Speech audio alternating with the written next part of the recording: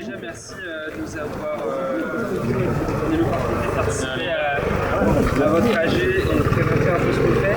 Donc, je vais vous présenter en particulier la division marine d'LR. Vous connaissez peut-être déjà les drones aériens, certainement. Ça, c'est les drones sous-marins, donc issus d'une activité qui a commencé il y a 8 ans et qui a été reprise par de l'air il y a 1 an et demi. Principalement, on fait de l'inspection d'assets industriels, donc ça peut être soit des gros navires, des infrastructures maritimes, des éoliennes offshore, de l'aquaculture, tout ce qui se peut se trouver donc, sous l'eau au niveau industriel. Donc là, on va vous présenter, j'ai fait passer des tablettes, ce qu'on fait notamment en termes d'inspection de coque. Donc on développe à la fois des robots, des solutions logicielles et une solution de reporting cloud. Donc très typiquement, nous ce qu'on fait, c'est que les données sont acquises par le drone, on remonte sur le cloud, il y a une petite intelligence artificielle qui vient générer en l'espace de quelques minutes un rapport complet avec l'analyse notamment de l'encrassement des défauts de peinture. Ça c'est un exemple de ce qu'on fait sur l'inspection de carène.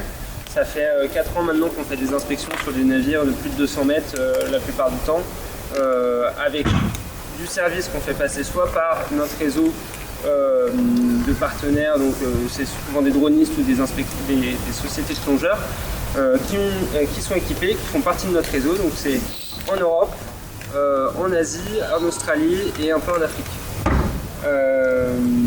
Aujourd'hui on a fait plus de 200 inspections sur les 3 dernières années. Ça va de l'inspection pour de la performance, donc détecter de l'encrassement et y remédier parce que ça va venir freiner le navire entre 10 et 40% de perte de performance qu'on peut avoir, mais aussi pour de l'inspection de classe, donc réglementaire, ou encore l'inspection biosécurité qu'on trouve beaucoup en Asie. Donc on va pouvoir mettre le drone à l'eau. Donc c'est un drone, on a 2 drones, celui-là c'est le plus récent et adapté à l'inspection de coque. On a le drone Sisam Origin qu'on n'a pas ici, qui offre la même stabilité, les mêmes capacités en termes de prise de données. Et celui-ci, le Hullscan, qui a été vraiment spécifiquement conçu pour faire de l'inspection de carène, que ce soit à quai ou à l'ancrage, dans des conditions où on a moins de 30 cm de visibilité et jusqu'à 2 nœuds de courant. On a un capteur sur l'avant qui s'appelle un DVL qui permet de fixer, de verrouiller le drone à la coque et qui permet aussi de faire de la localisation. Parce que l'un des gros enjeux sur le drone sous-marin, le ROV sous-marin, c'est la navigation, puisqu'on n'a aucune donnée radio qui passe, donc pas de GPS. C'est aussi pour ça qu'on a un fil, ce qui représente aussi un certain nombre de contraintes en termes de pilotage et de logistique. Et donc moi j'ai tendance à dire que le drone sous-marin, un bon drone sous-marin, c'est pas un drone avec une spec sheet hyper développée, c'est un drone qui a été fabriqué par quelqu'un qui connaît les conditions opérationnelles et qui va être capable de vous accompagner sur quelle méthode appliquer et la logistique.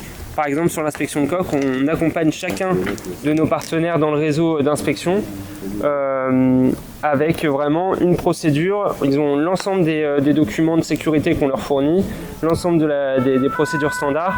Et c'est ça qui permet à la fin pour le client final d'avoir un rapport standardisé avec de la donnée qui soit actionnable soit à court terme pour savoir comment nettoyer, soit à long terme pour savoir quelle stratégie adopter pour entretenir l'asset.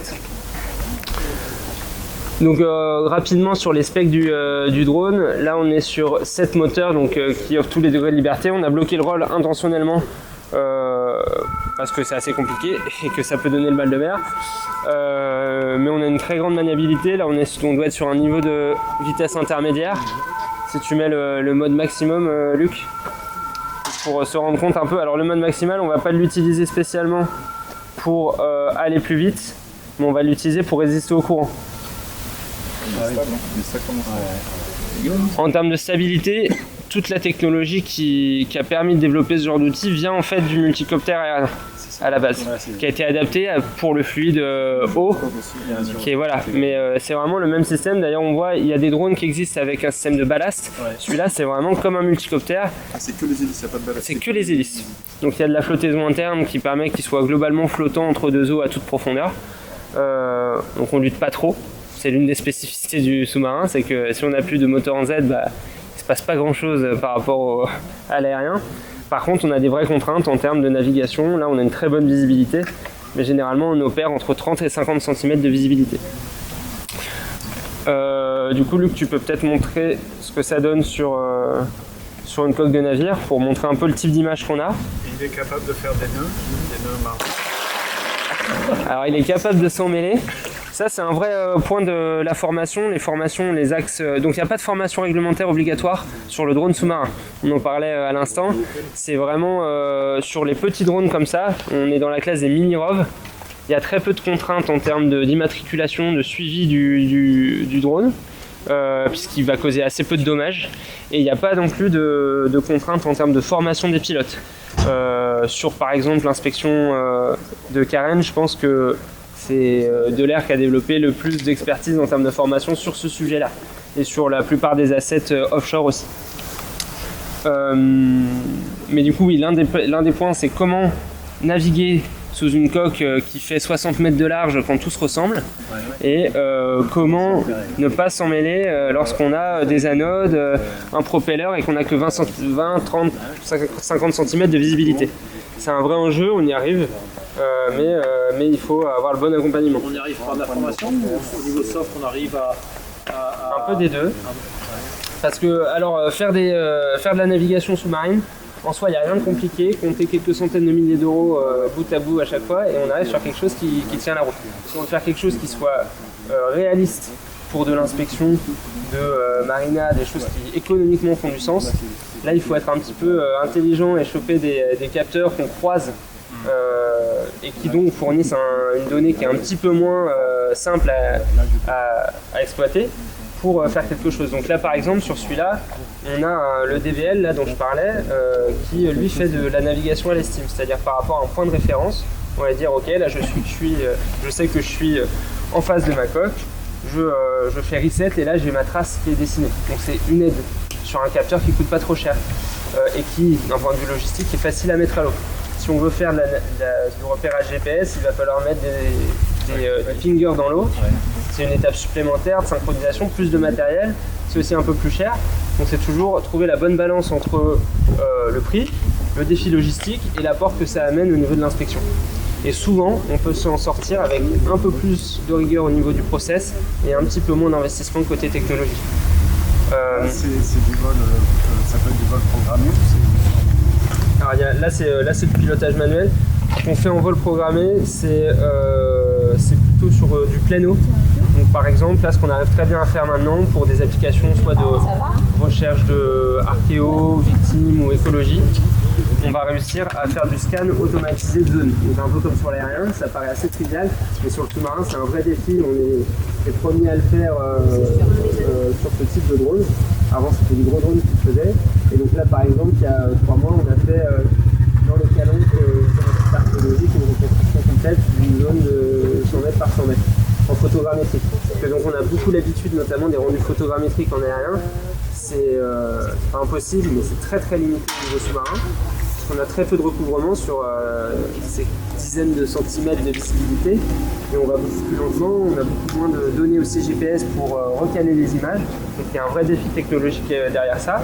On arrive à le faire, donc on se concentre sur une petite partie.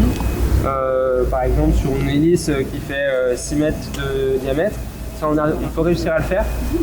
Sur, voilà, je disais dans les calanques, faire vraiment ce scan autonome, ça maintenant on arrive à le faire. Mais on n'arrivera jamais à faire pour l'instant, et je pense que c'est peut-être pas la bonne idée, faire une reconstitution complète d'une carène de navire comme on le fait quand il est en carénage hors route. Parce qu'on n'a pas de lidar, parce qu'on n'a pas les mêmes technologies en fait qui nous permettent de faire ce type de rendu. Par contre, ce qu'on a mis au point, et je sais pas si Luc utilise la localisation manuelle, ouais. Donc ce qu'on a mis au point, nous, c'est de se dire, bon, on n'a pas exactement le rendu 3D, mais on va essayer de simplifier la lecture. Aujourd'hui, les plongeurs, ce qu'ils font souvent, c'est, en gros, il y a une zone à l'avant, milieu, arrière du navire. On parle de navires qui font 300 mètres de long. Donc lorsqu'il y a un défaut qui est identifié sur la zone centrale, il faut le chercher dans une zone qui fait 150 mètres de large par 15 mètres de haut. C'est hyper compliqué. Là, nous, ce qu'on fait, on a une procédure un peu automatisée qui se base sur des références de surface en accord avec le docking plan, donc le plan du navire. Et c'est toujours au même endroit qu'on va commencer nos inspections, donc on inspecte toujours les mêmes points. Et c'est 10 zones qu'on a définies avec les armateurs, les autorités de régulation. compromis qu'on a trouvé aujourd'hui. À l'avenir, ça pourrait être modulable, notamment pour s'adapter à cette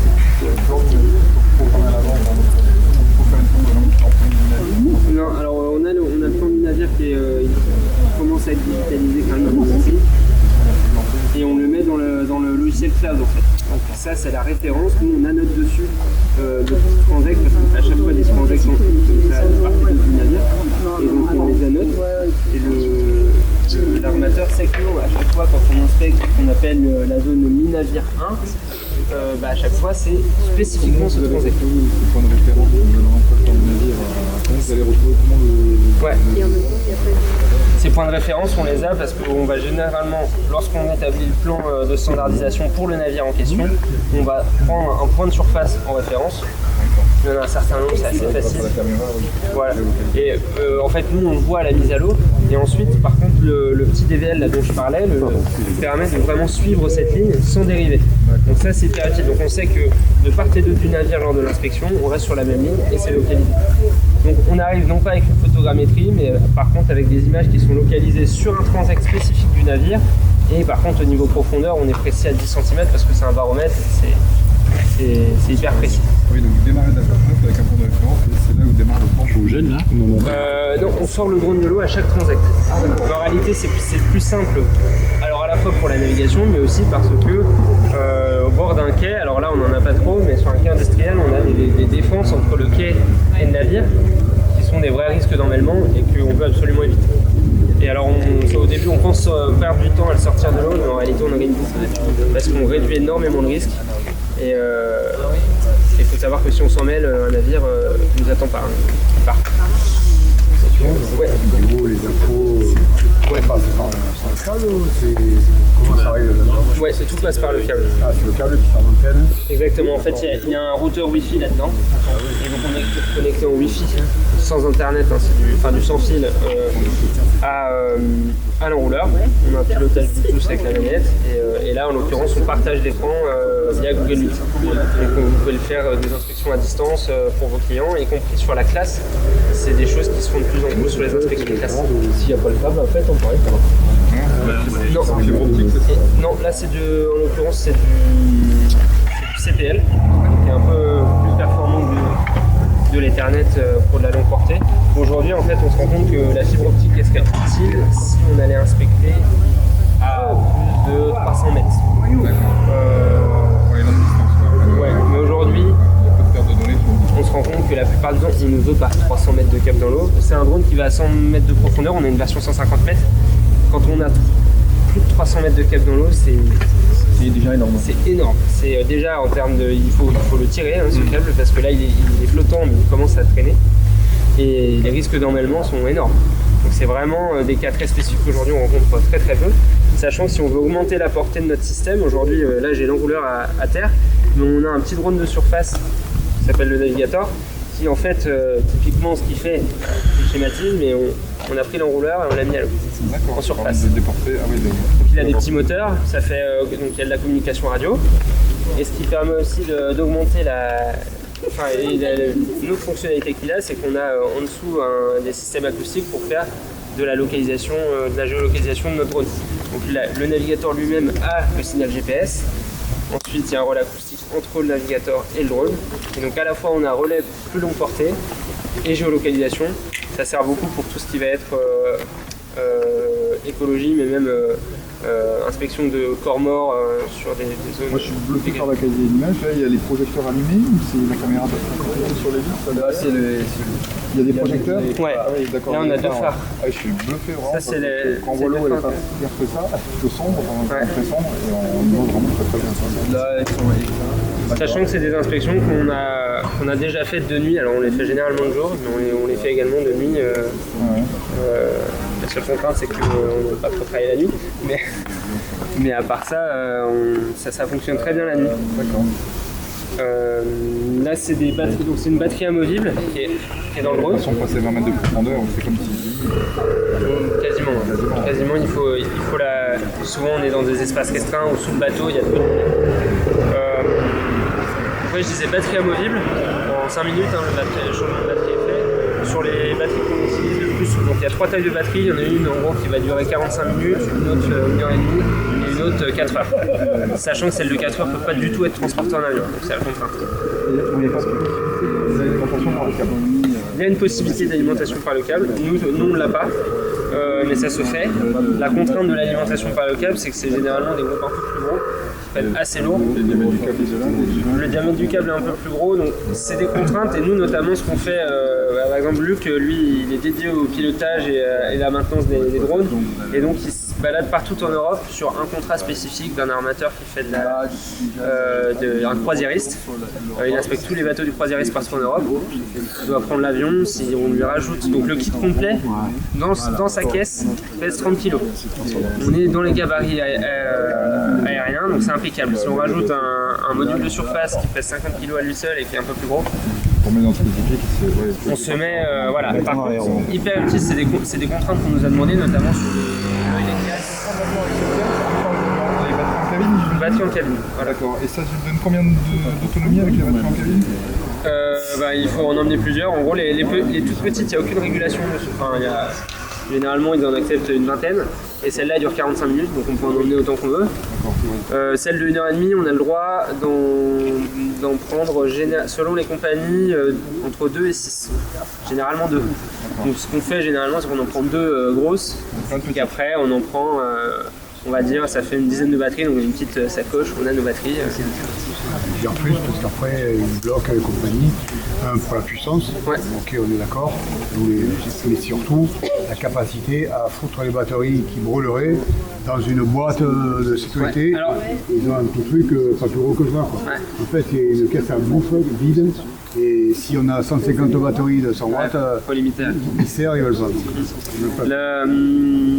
Qu'est-ce que je voulais dire? Ah oui, donc c'est du lithium-ion, c'est pas du lithium polymère, ce qui est déjà plus accepté par les compagnies aériennes. Donc voilà, c'est un drone qui est un peu comme les drones aériens, hein. C'est du drone français conçu et produit en France. Les seules choses qui viennent de l'étranger globalement, c'est les moteurs qui sont américains et les cartes électroniques qui viennent d'Asie. Mais l'usine est en Haute-Marne, c'est assemblé, toute l'injection plastique, tout ça c'est fait en France. L'enrouleur est fabriqué en France. Et donc on a 2 sites où on a nos bureaux d'études, c'est Marseille, on est à la Joliette dans nos bureaux dans l'incubateur de la CMA-CGM. Et à Lyon, où il y a une autre équipe qui est installée là-bas. Historiquement, on avait les bureaux là-bas. Pour les tests à Lyon, c'est pas forcément évident, non? Alors, pour les tests, on a la fosse de plongeurs, donc on est plutôt sur des usages axés, et on a les clubs, on est plutôt sur des usages axés sécurité civile et travaux sous-marins. D'accord. On va faire les tests de pression du coup, Oui, alors là, les tests qu'on fait principalement, on fait plus de tests cyclage thermique, etc. Ça, c'est des drones complètement industrialisés. Par contre, on fait sur de la nouvelle fonctionnalité app, on travaille beaucoup à valoriser la donnée de capteur et à faire des choses intelligentes ou à faire tu vois, des petites interfaces de déclaration qui va avec le rapport, etc. C'est beaucoup de l'app. Usage métier, et ça on va le tester, on peut le tester un peu partout. Alors, sur les navires, c'est forcément plus simple de le faire sur un Corsica Ferry. C'est quoi? C'est que du plastique Ouais, alors il y a une armature alu qui tient les moteurs notamment. Ouais. Le boîtier en lui-même c'est du plastique. Enfin, la plupart c'est du plastique. Pour éviter la corrosion et voilà. C'est un capteur qui, quand tu te rapproches de la coque, en fait, ça t'arrête. Oui, comme il en parlait. Alors, un détecteur là, il n'est pas activé, mais si tu veux, le radar devant. Le petit radar qui est devant. Ouais.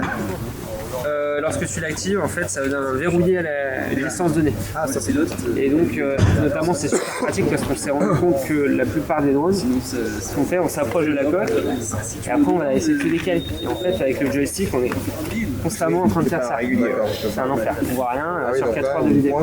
Là, il pointe, il dit 50 cm, il sera à 50 cm. Exactement. La courbe de la coque. Ça va suivre la courbe de la coque. Et donc ça c'est vraiment utile. Et en eau chargée ça va? Comment? Ça se voit bien en eau chargée?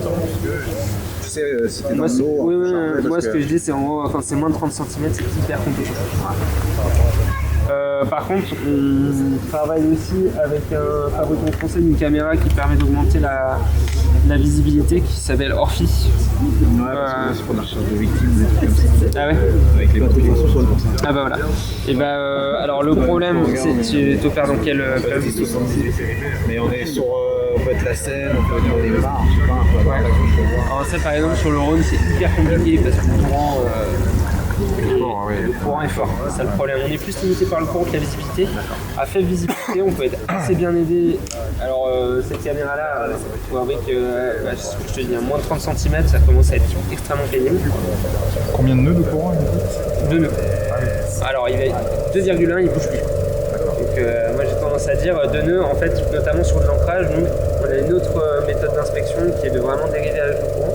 Je peux faire un plongeur au final.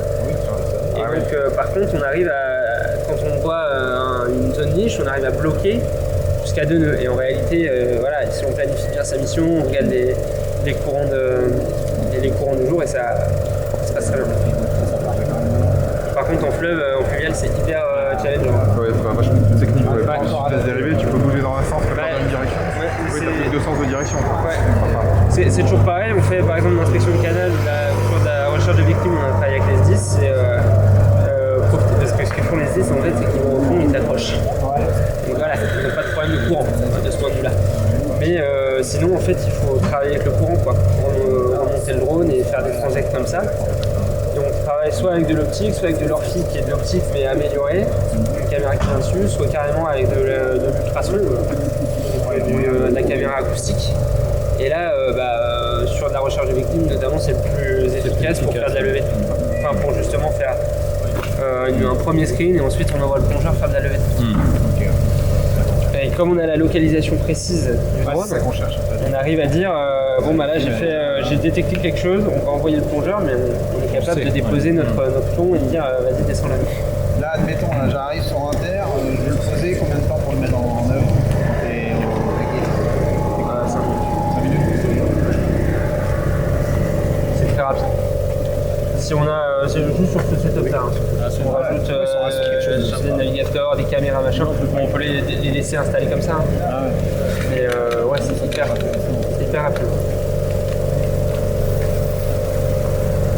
impressionnant. Ouais. Donc on travaille à la fois, je disais, avec. Ouais. Intelligent embarqué. Parce que c'est vrai que les drones, c'est comme les Ouais, on arrive plein. Et la petite plus-value qui paraît importante, c'est la connaissance métier qu'on a nous, l'aspect A à Z entre le client final et l'opérateur. Voilà. L'outil métier directement dans l'app. Et oui, c'est ce que je disais, c'est trouver les petites astuces sur des technologies relativement peu chères pour avoir de la donnée de haute qualité. Ça, c'est pas évident.